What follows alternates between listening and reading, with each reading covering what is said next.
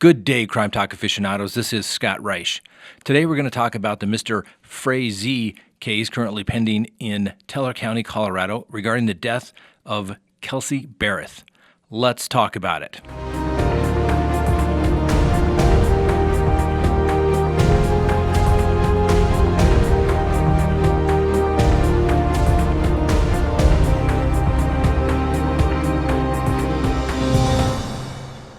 Good day, Crime Talk aficionados. This is Scott Reisch of Crime Talk, your Colorado attorney with 24 years of criminal defense experience, providing real, insightful information, more than what you're going to get on the evening news, and some actual facts. I'm going to provide you commentary, but we're going to keep it to the facts. So let's talk about it. Mr. Frazee, as you all may know, and if you don't know, let's give you a quick background. This case is involving the case of a Kelsey Berreth. She is a woman who had a child by Mr. Patrick Frazee, and apparently on or about November 22nd, Berreth is last seen at the Woodland Park Safeway with her one-year-old daughter. Her fiance, Patrick Frazee, said he picked their daughter up later that day, and that was the last time, basically, she has been seen, Miss Berreth. On November 25th, Miss Berreth's phone is pinged off of a signal tower in southern Idaho. Doss Aviation in Pueblo, because she was a flight instructor down there, receives a text message requesting time off. Berreth's fiance said he also receives a text message from her on or about that same time. It's not known at this point what was in the text. On December 3rd, Cheryl Berreth, Kelsey's mother, reports her daughter is missing. Woodland Park Police send out a bulletin asking for help. On December 10th, the Woodland Park Police and Cheryl Berreth hold a news conference to provide an update on the investigation. Police said that they haven't made any arrests and they're not naming any suspects at that particular time. The police also say that there's no danger to the community at this time, obviously to alleviate any fears that there's a murder on the loose at that time, targeting innocent individuals. On December 12th, Patrick Frazee's attorney releases a statement on his behalf, and that statement says that he was cooperating with investigators, and it reads that Mr. Frazee hopes and prays for Miss Berreth's return. Now, do you see some similarities coming together from the Watts case that we just had up in Weld County, Colorado? I think so. On December 13th, there's a candlelight vigil to pray for Berreth's safe return. Woodland Park Police Chief Miles DeYoung said police have made progress on the investigation, but nothing as of that time as far as arrests go. On December 14th, multiple agencies executed a search warrant on Patrick Frazee's home around 9:30 a.m. That involved some 90 police officers. Obviously, this was a search warrant, so they had judicial approval to be on the property, and they must have been looking for something in particular, probably Miss Berreth, or some evidence relating to the disappearance of Miss Berreth. Also, during this time, the one-year-old child, remains in the custody of Mr. Frazee, and the police say that the child is in no danger at that particular time. On December 16th, the search of Mr. Frazee's property concludes that Sunday night. Police say that Miss Kelsey Berreth or her body was not found. No arrests were made. Once again, December 18th, 5 law enforcement officer vehicles are seen leaving Mr. Patrick Frazee's property. The CBI said this was a routine follow-up to search over items that they had previously searched already. On December 19th, a multi-agency task force completes a second search of Miss Berreth's home. Now, there's been reports that literally her wallet, her phone, items that she was cooking or had just cooked were in the house and remained in place. So obviously she wasn't planning on going somewhere on her own. And on the 19th, that basically makes a month after she was last seen. On December 21st, Mr. Patrick Frazee has been arrested on suspicion of first-degree murder, and his arrest comes after the search of Berreth's home. There's also been some reports that Mr. Frazee's mother was brought in for questioning as it relates possibly to the account of solicitation. Now understand, everyone accused of a crime until they are found guilty either by a jury or they plead guilty are given the presumption of innocence, okay? And we will afford that to everyone. We're not going to be totally sensational like there's a lot of YouTube channels out there when they talk about crime stories. We are going to talk about the facts, okay? So let's talk facts. This case is going to be in the 4th Judicial District of Colorado. It's in Teller County. Cripple Creek is the county seat. It's a small community, very small community, and it's basically they have limited stakes gambling there in Cripple Creek, which is the county seat. The courthouse has great character. It's very unique. It's got to be, built late 1800s, early 1900s.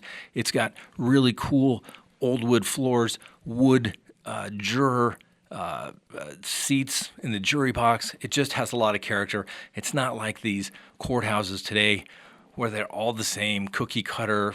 It just has character that they used to have in old courthouses. It's very cool. I've handled cases there, and I've handled cases in front of the judge.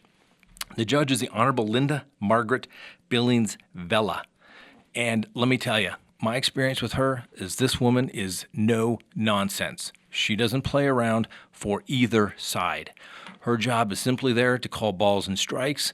She runs a very tight ship. She's the only district court judge there in Teller County.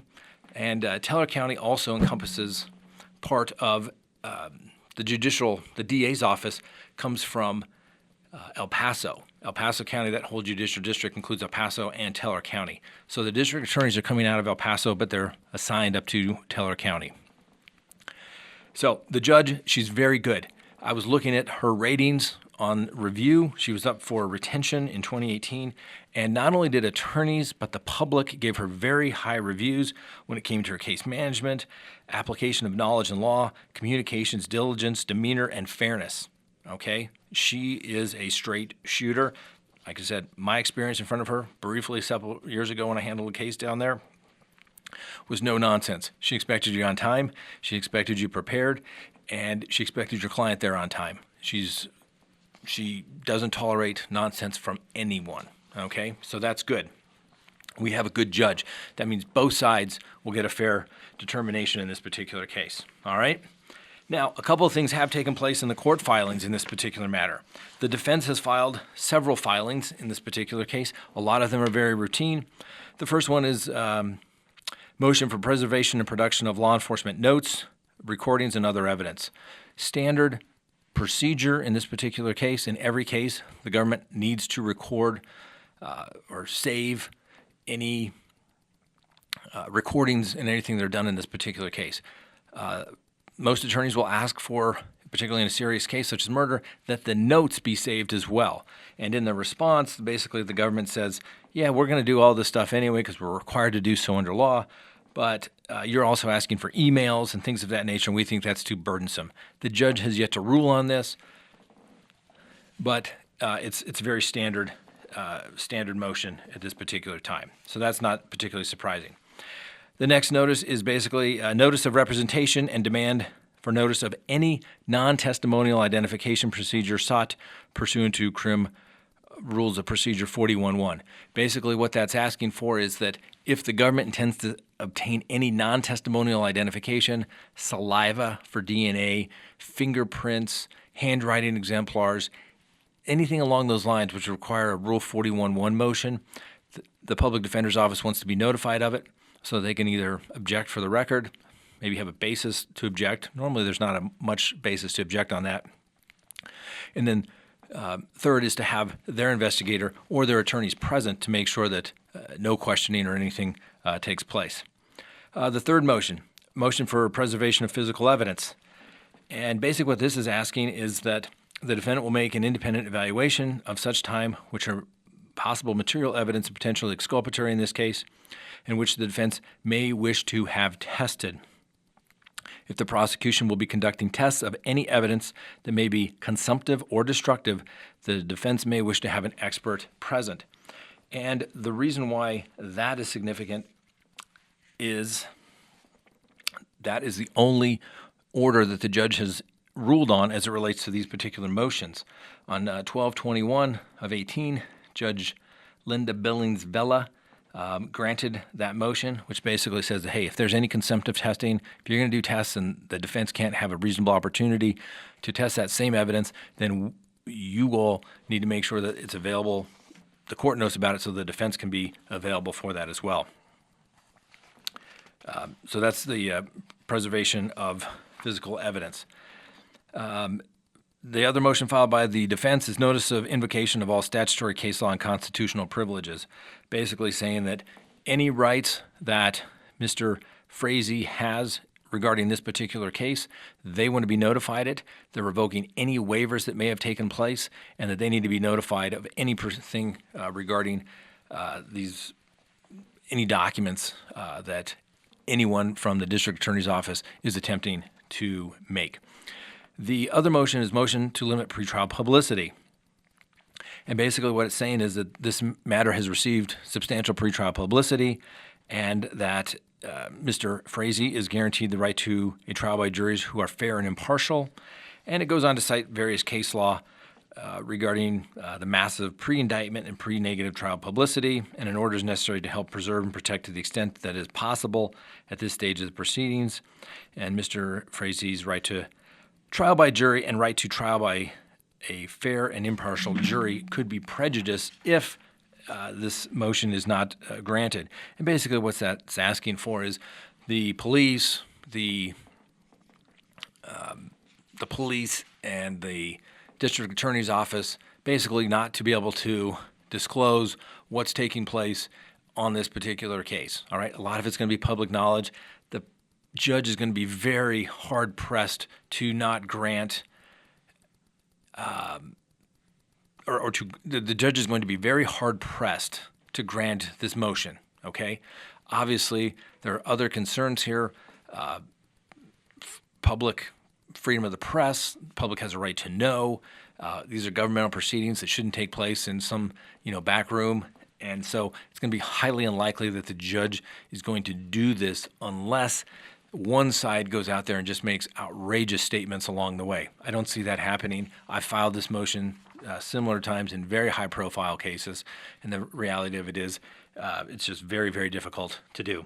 The government response in that particular motion was simply, there's no need for it. There's no basis for it. There's nothing to indicate that Mr. Frazee cannot receive a fair trial at this particular juncture. And the government motions, once again, were, as I had stated, that they don't have any objection to preserving all physical evidence in this case, and they agreed to notify the defendant of any testing of physical evidence deemed to be consumptive, destructive in nature, okay? And they're going to comply with everything that they need to do under the statutory law to make sure the evidence is preserved so they can be tested, and if not, samples can be sent for defense experts to do that, okay? This is going to be an interesting case, ladies and gentlemen. Now, I don't know what the hell is going on here in Colorado where there's these allegations. I understand people are presumed to be innocent, okay? This case is going to be different. Mr. Watt's case, obviously, they found the bodies. He confessed. Mr. Frazee obtained an attorney, did not talk to the police, kept his communications rather limited, and basically only did what he had to do, which was allow the police on the property when they had a validly issued search warrant. There's nothing that he can do to resist or fight that until he gets to court, basically. But what this case is going to turn on, okay, two things. One, they do not have the body of the person that they are saying is deceased. So it's going to be curious, okay? The affidavit for arrest warrant has not been unsealed yet. That's going to tell us why they believe that Miss Berreth is deceased, okay? And the other thing that's going to be key is from the news conference that was done last week, I guess actually earlier this week. It's been one of those, earlier this week, where the sheriff praised all the other jurisdictions, including the FBI.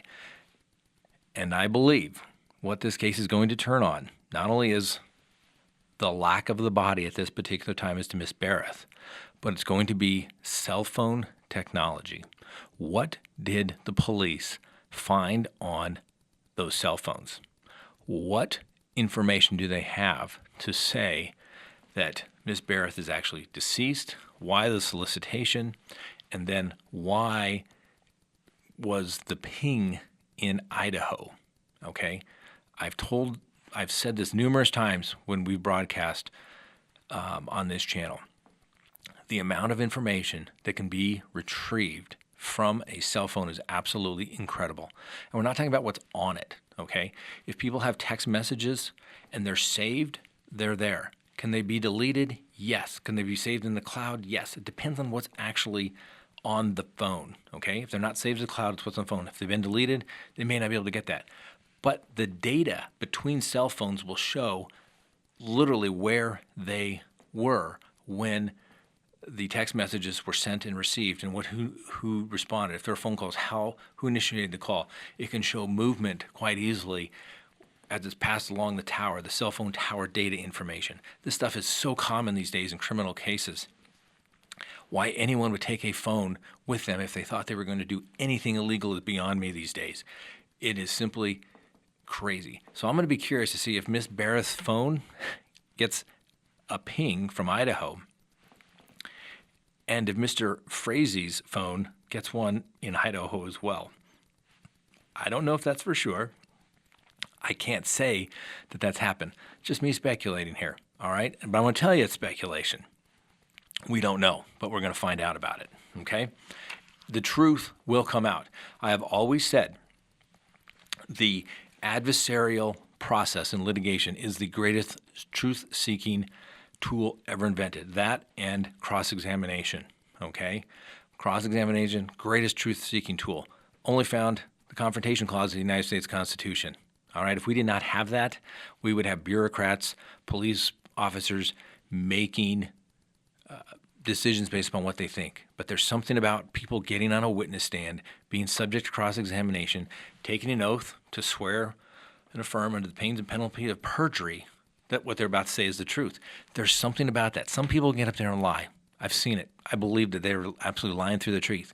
But other people, it has an impact on them because they know they have to tell the truth. And they may say something that has never been said before to anybody, even though they've been interviewed, maybe deposed in a civil case. There's something about that chair. I don't think it's a truth-seeking chair, but there's something about people who get to court. They get nervous. There's no one else in there that's been helping them hide what's going on, and it's going to get interesting. All right? So we're going to continue to follow this case. We hope that you will follow it with us. What I would also ask you to do, if you like our channel, please subscribe. If you like the video, hit the like button. Leave a comment. Let me know what you think. Do you think this case is going to be interesting to follow? I think it will be. And we will be back. And one more thing I want to ask you to do. If you have time, I would ask you to follow Crime List. Got some interesting videos up there of various things, outbursts, various crimes, things of that nature. Something we're trying to work on here together with somebody, and I'd like to see if it will work. So if you like it, go to that channel as well. Hit like, subscribe. We'd appreciate it. If you like our channel, like it, subscribe. This has been Scott Reisch with Crime Talk. We will be with you soon. Have a great holiday, a Merry Christmas, and a Happy New Year.